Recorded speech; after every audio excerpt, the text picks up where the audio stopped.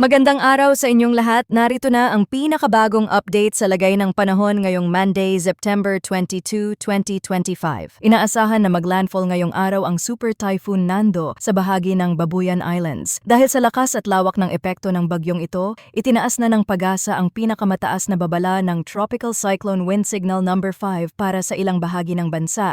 Kaya mahalaga na malaman natin ang pinakabagong detalye at maging handa sa anumang posibleng panganib. Kung gusto mo naman lagi kang informed sa lagay ng panahon, huwag kalimutang mag-subscribe dito sa channel. Ngayong umaga ayon sa pinakahuling ulat, ang sentro ng mata ng bagyo ay nasa layong 300 kilometro silangan ng Calayan, Cagayan. Taglay nito ang maximum sustained winds na 205 kilometro bawat oras malapit sa gitna at may pagbugsong hangin na umaabot hanggang 250 kilometro bawat oras. Sa ngayon ito ay kumikilos west-northwest sa bilis na 20 kilometro bawat oras. Ang typhoon force winds ay abot hanggang 600 kilometro mula sa sentro kaya napakalawak ng lugar na direktang maaapektuhan ng malakas na hangin at malalakas na pag-ulan. Itinaas na ang Tropical Cyclone Wind Signal number 5 para sa northeastern portion ng Babuyan Islands. Sa mga lugar na ito posibleng maranasan ang typhoon force winds na may lakas na aabot sa 185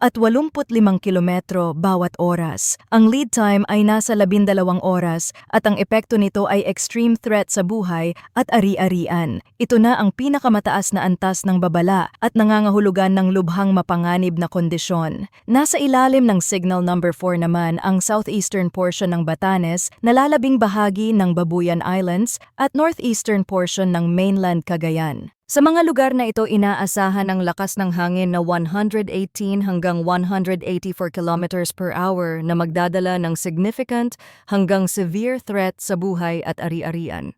May lead time din itong 12 oras, kaya dapat ay nakapaghanda na ang lahat ng residente bago pa dumating ang pinakamalakas na hangin. Samantala, nasa ilalim ng signal number 3 ang nalalabing bahagi ng Batanes northern at central portions ng mainland Cagayan, gayon din ang northern at central portions ng Apayao at Ilocos Norte. Sa mga lugar na ito, maaaring maranasan ang storm force winds na 80 hanggang 117 kilometro bawat oras na may kakayahang magdulot ng moderate hanggang significant damage. Nakataas din ang signal number 2 sa nalalabing bahagi ng Cagayan, Isabela, nalalabing bahagi ng Apayao, Abra, Kalinga, Mountain Province, Eastern at Central portions ng Ifugao, nalalabing bahagi ng Ilocos Norte at Northern at Central portions ng Ilocos Sur. Gale force winds ang posibleng maranasan dito na may lakas na 60 hanggang 88 kilometro bawat oras at lead time na 24 na oras. Para naman sa signal number 1, kabilang dito ang Quirino, nalalabing bahagi ng Nueva Vizcaya, nalalabing bahagi ng Ifugao,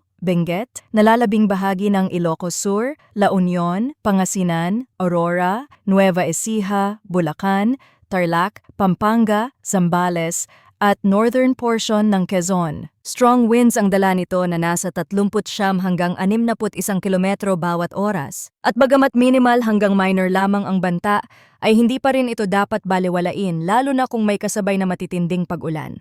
Ayon sa heavy rainfall outlook ngayong araw, higit 200 milimetro ng ulan ang posibleng maranasan sa Batanes, Cagayan, Ilocos Norte, Ilocos Sur, Abra at Apayao. Samantala, 100 hanggang 200 millimeters ng ulan ang inaasahan sa La Union, Kalinga, Isabela at Occidental Mindoro. 50 hanggang 100 millimeters naman ang posibleng bumuhos sa Pangasinan, Benguet, Mountain Province, Ifugao, Nueva Vizcaya, Nueva Ecija, Tarlac, Pampanga, Bulacan, Zambales, Metro Manila, Bataan, Cavite, Batangas, Laguna, Rizal Oriental, Mindoro at Palawan. Bukas, posibleng maranasan ang 50 hanggang 100 milimetro ng ulan sa Batanes, Ilocos Norte, Apayao, Abra, Cagayan, Ilocos Sur, La Union, Pangasinan, Benguet, Mountain Province, Kalinga at Ifugao. Kasama rin ang Metro Manila, Bataan, Zambales, Bulacan, Pampanga, Cavite, Batangas, Occidental Mindoro at Palawan.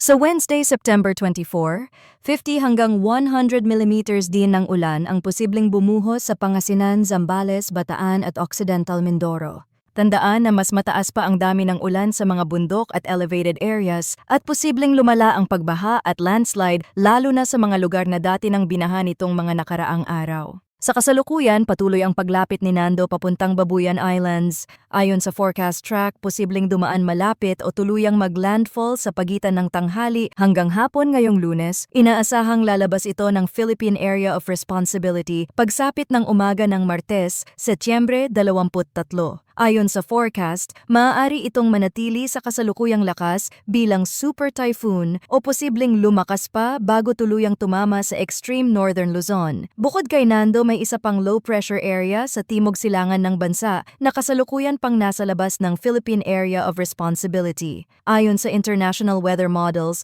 malaki ang posibilidad na ito ay maging bagyo sa mga susunod na araw habang kumikilos papuntang northwest. Posibleng tumama ito sa central Luzon area at bagaman hindi ito kasing lakas ni Nando, maaari pa rin itong magdala ng malalakas na ulan at dagdag na epekto sa southwest monsoon. Mga kababayan, manatiling alerto. Ang mga nasa flood-prone at landslide-prone areas ay dapat makinig sa mga direktiba ng lokal na pamahalaan. Ihanda ang mga emergency kit, tiyakin ang kaligtasan ng pamilya at iwasan muna ang paglalakbay, lalo na kung hindi kinakailangan. Patuloy kaming magbibigay ng pinakabagong update dito sa ating channel. Maraming salamat sa inyong walang sawang suporta at huwag kalimutang mag-ingat sa mga susunod na araw.